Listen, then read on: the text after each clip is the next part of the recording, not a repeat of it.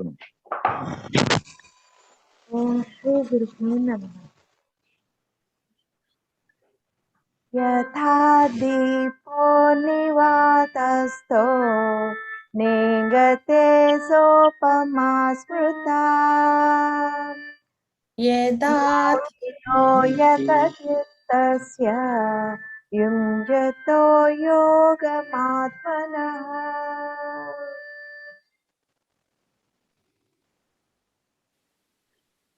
ఇప్పుడు ఈ దీంట్లో ఏంటంటే యథాదీపో నివాతస్తే నయంగతే సోపమా స్మృత యోగినో యతచిత్తస్య ఇంజతే యోగమాత్మనః. యోగ సాధకుడు సాధన చేయగా చేయగా చేయగా ఏమవుతుందంటే యథాదీపో నివాతస్థం. వాతం అంటే గాలి. గాలి లేని దీపం ఎలాగైతే నిశ్చలంగా ఉంటుందో నా ఇంగితే సోపమా స్మృత, ఆ విధంగా యోగినో యతచిత్తస్య, యోగి ఏమవుతాడంటే తన మనస్సుని నియంత్రిస్తాడు. In this sloka, it is described how by diligent practice, a yogi can regulate his mind just as a lamp kept in a secure place without much crosswind is secure and stable. యుంజతే యోగమాత్మనః, తనలోన ఈ ప్రాణాన్ని స్వాధీనం చేసుకుని మనస్సు కదలకుండా నియంత్రిస్తూ ఆత్మనః ఆత్మస్థానానికి చేరుతుంటాడు సుమా అని చెప్తున్నారు.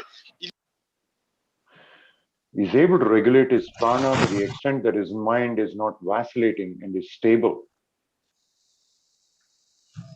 ఇది కూడా చాలా ఇంపార్టెంట్. ఎందుకంటే ఇది యోగ సాధన చేయగా చేయగా చేయగా ఏమవుతుందంటే సాధకుడు ఒక నిశ్చల స్థితికి వెళ్ళేటప్పుడు నిశ్చలంగా అలా ఉంటాడు. సాధన చేసినట్టు తనకే తెలుస్తుంది కానీ ఇతరులకు తెలియదు. As a sadhaka or practitioner does diligent practice, continuous diligent practice for days, months and hours, his attention is so still to the extent that even the sadhaka forgets that he is actually in yogic practice. తను నిశ్చలంగా కూర్చున్నప్పుడు ధ్యానంలోకి వెళ్ళిపోతాడు. When he sits in such a stable condition, he goes into meditative absorption. అంటే ధ్యానంలోకి వెళ్ళినట్టు తాను ఆ ప్రాణాయామే యోగ ధ్యానంగా మారిపోతుంది. The pranayama seamlessly transcends into absorption or yogic absorption, deep meditative absorption. ఆ ధ్యానంలోకి వెళ్ళే స్థితిని ఈ శ్లోకం చెప్తుంది. అందుకనే దీని పేరు ఈ అధ్యాయం పేరు ధ్యాన యోగం అని కూడా ఉంది. This chapter and its description of dhyana yoga is all a description of how pranayama becomes eventually into dhyana and dharana. అంటే ప్రాణాయామం లేకుండా ధ్యాన యోగం కాదు, ఇది ప్రాణాయామం చేసిన వాళ్ళకి చెప్తున్నారు. It is a misconception to think that you can attain deep absorptive states without pranayama. This discussion completely pertains to practitioners of pranayama. యథాదీపో నివాతస్థో నేంగతే సోపమా స్మృతః అంటే ఇది ఎలాంటిదంటే మనస్సు అనేది ప్రాణవాయు దీనివల్ల కదులుతుంది కనుక చలేవాతే చలోబిందు. It is also described in detail how the mind, the moment of the mind is linked very closely to the moment of the pranavayu or the respiratory force. నిశ్చలే నిశ్చలో భవేత్ యోగి స్థానుత్వం ఆప్నోతి తతో వాయున్ నిరుంధయేత్ అని యోగ చౌడామణ్యోపనిషత్తు యోగ శిఖోపనిషత్తులు చెప్తున్నాయి. చలేవాతే చలోబిందు అంటే మనసు వాయువు కదిలితే మనసు కదులుతుంది. All the Upanishads again reiterate the same fact. Whenever there is a moment of the respiratory wind, there is a vacillation of the mind. నిశ్చలే నిశ్చలో భవేత్. అయితే మనసును నియంత్రించాలంటే ఏం చేయాలి? వాయువును నియంత్రించాలి. If you want to regulate the mind, you have to regulate the breath force. వాయువుని నియంత్రించాలి.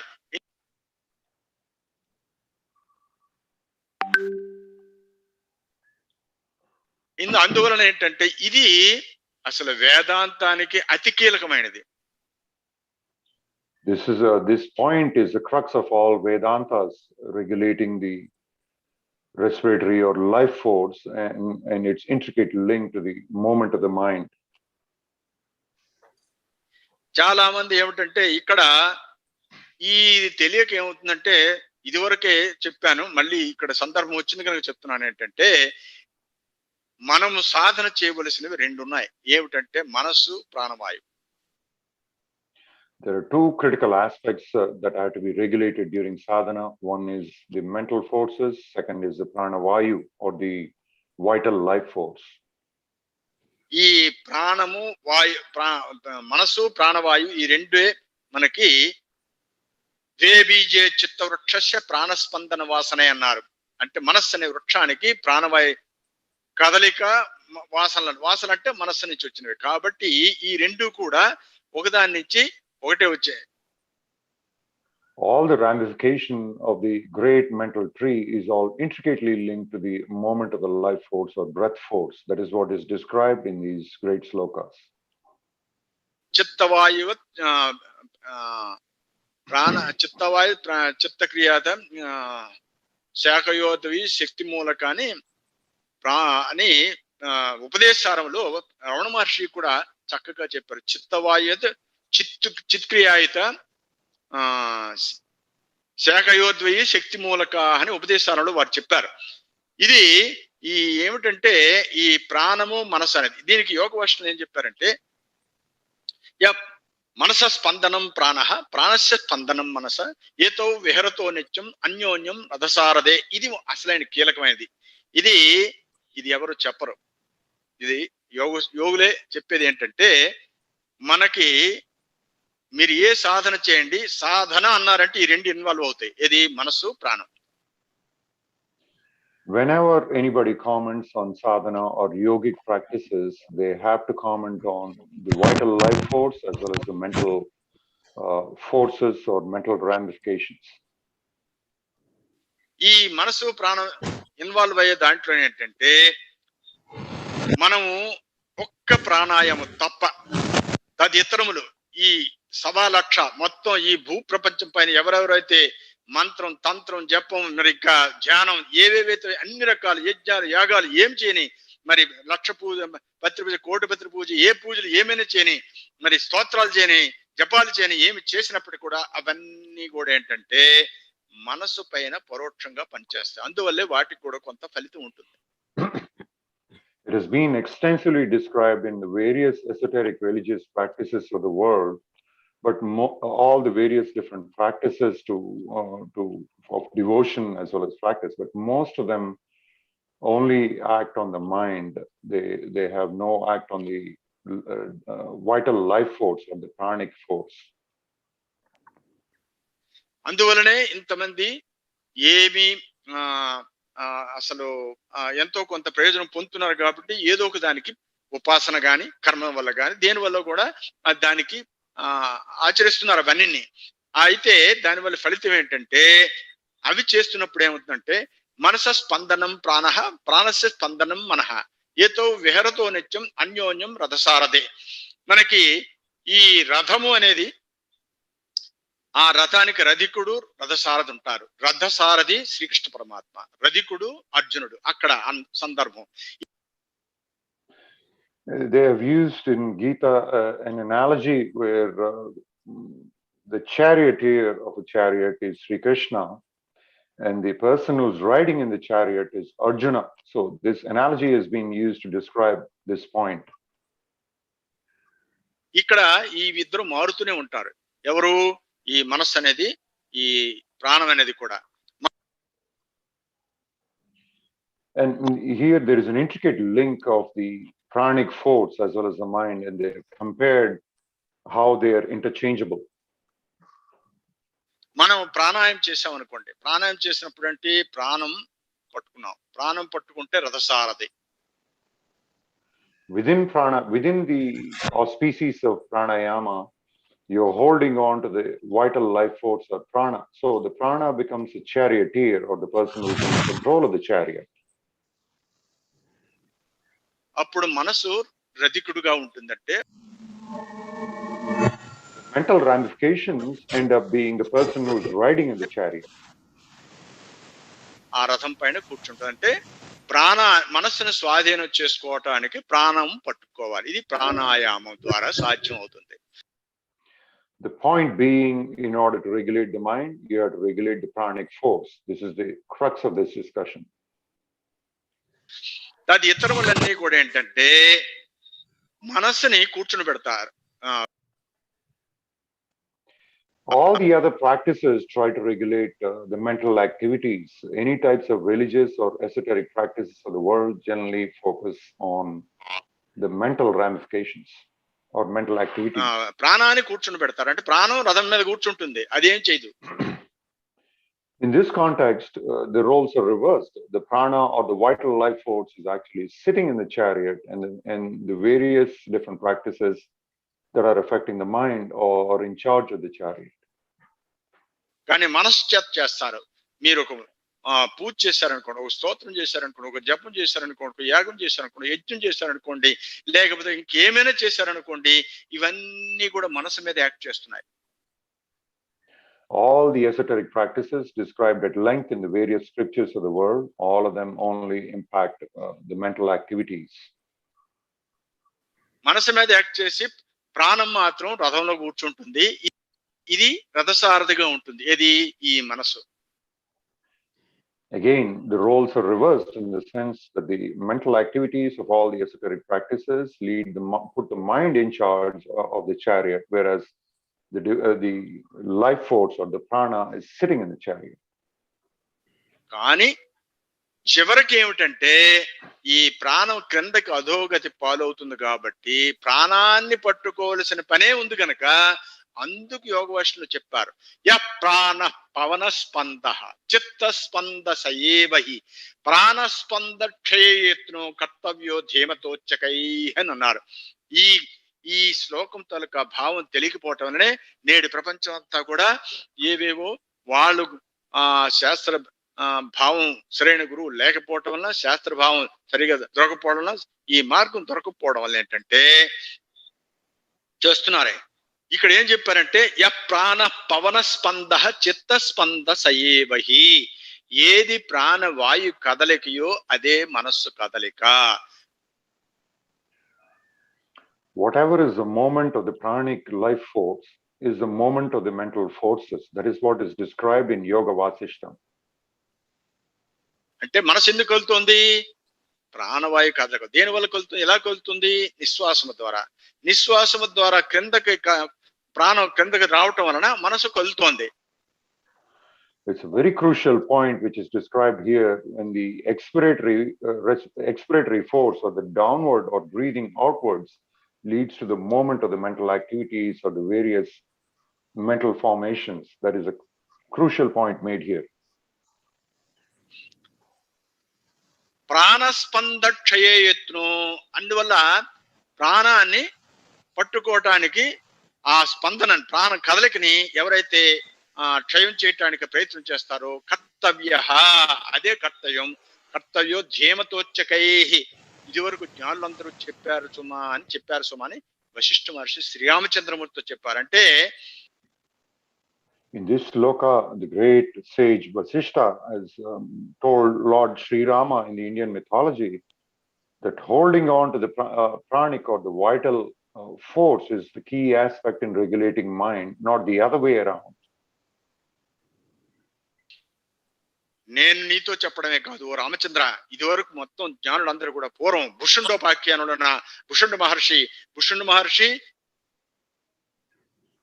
in all the various other scriptures that are preceding this commentary by Vasishta, including this great sage Rishanda, these points were reiterated again and again. మరి వశిష్ఠ మహర్షి భుషుండోపాఖ్యానుడు వారిద్దరి సంవాదంలో కూడా ఈ ప్రాణాన్ని కూడా చెప్పున్నది. అందువలన ఏంటంటే ప్రాణాన్ని పట్టుకునే మనసును స్వాధీనం చేసుకోవాలి. The key aspect is reiterated again and again. By regulating the pranic or vital life force, you regulate the mental ramifications or mental activities. యత్ర దేశే వసేద్వాయు చిత్తం తద్వసతి ధ్రువం అన్నారు వరాహోపనిషత్తులోన. ఎక్కడంటే యత్ర దేశే వసేద్వాయు అంటే ఎక్కడైతే వాయువు ఉంటుందో చిత్తం తద్వసతి ధ్రువం, అక్కడే మనసు ఉంటుంది. Again, in Varahopanishad, it is clearly described wherever the moment of the life force is, that's where the mind will be. అక్కడే మనసు ఉంటుంది. అందువల్ల ఏంటంటే ఈ మిగతా సాధనలన్నీ కూడా ఏంటంటే ప్రాణం ఎప్పుడు కూడా మనకి క్రిందకి నిశ్వాసం ద్వారా క్రిందకి ఉంది, అపాన ద్వారా నాభి దగ్గర ఉదస్థానం దగ్గర బరువు ఎక్కుంది. కాబట్టి మీరు మనసు ద్వారా ఎన్ని సాధనలు చేయండి అవన్నీ కూడా పూర్తిగా వశం కాదు. The key aspects again are reiterated.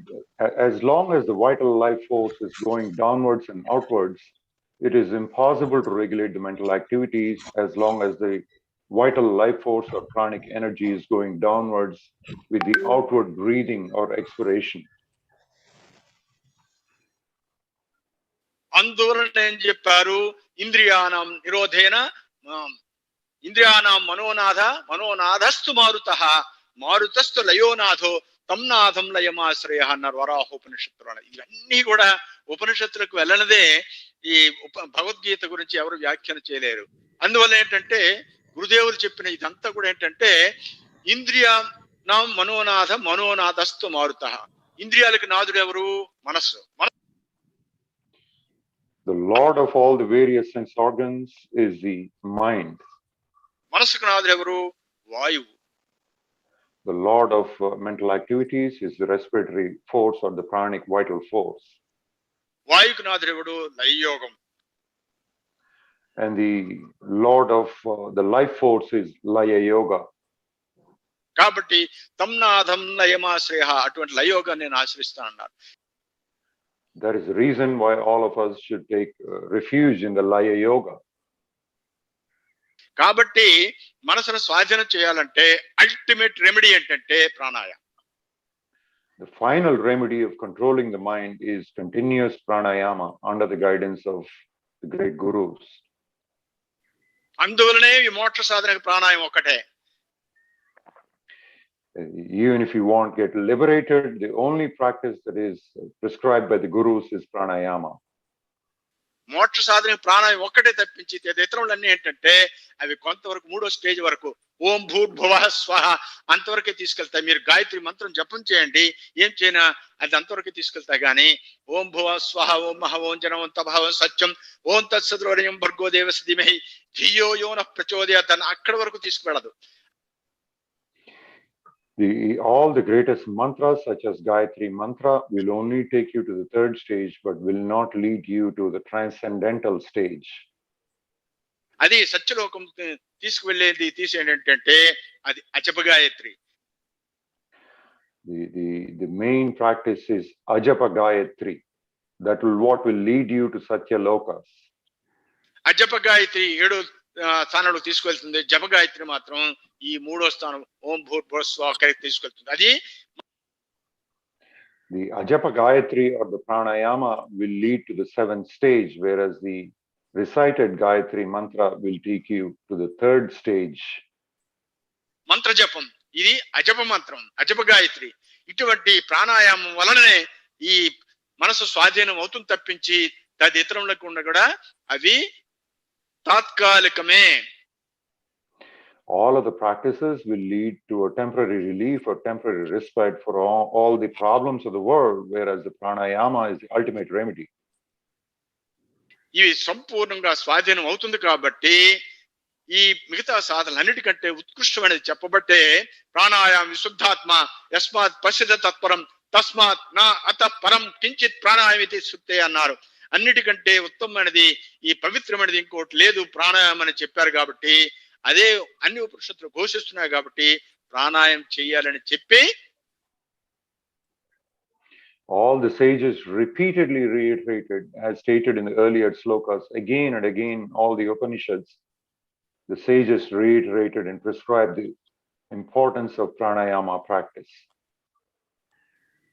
అలాగా చేస్తూ ఉండగా మనిషి నిశ్చల స్థితికి వెళ్తాడు. The practitioner will go into a very steady, concentrated state as he continues diligently to do pranayama. యథాదీపో నిర్వాతస్థో నేంగతే స్వప్న యోగినో యతచిత్తస్య యుంజతే యోగమాత్మనః. యోగ సాధకుడే ధ్యానంలోకి వెళ్తాడు. The only person who does yoga sadhana will get into the state of dhyana or intense concentration. యోగ సాధన ముందు మజ్జికను చిలికి అది 8వ అధ్యాయంలో చెప్తున్నారు.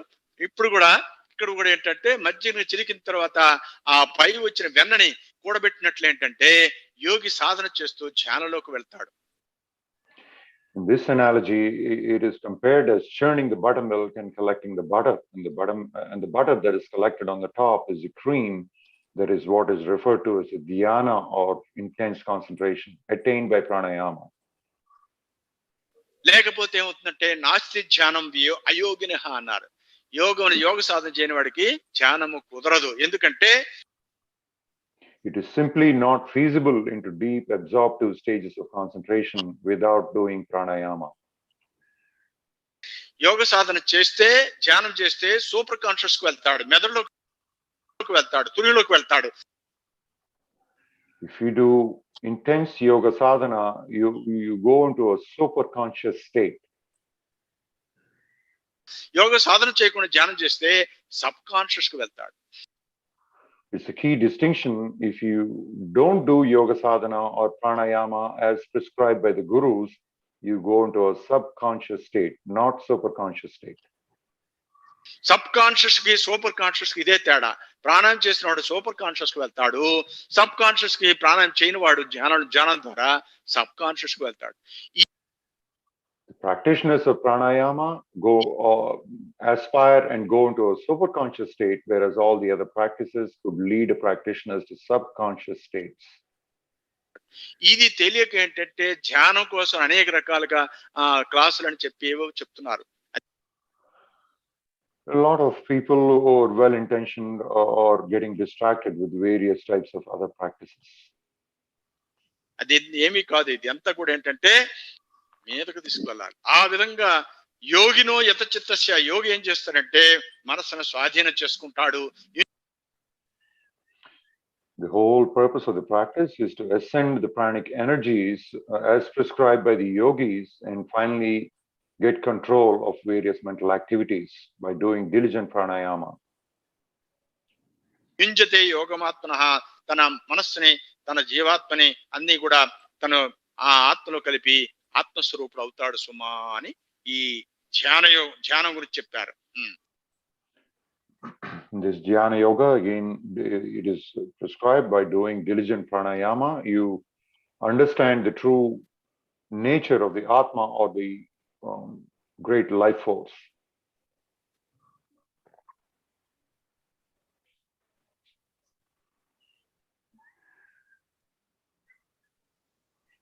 Om Shri Gurubhyo Namaha. Thank you, Kalyanji.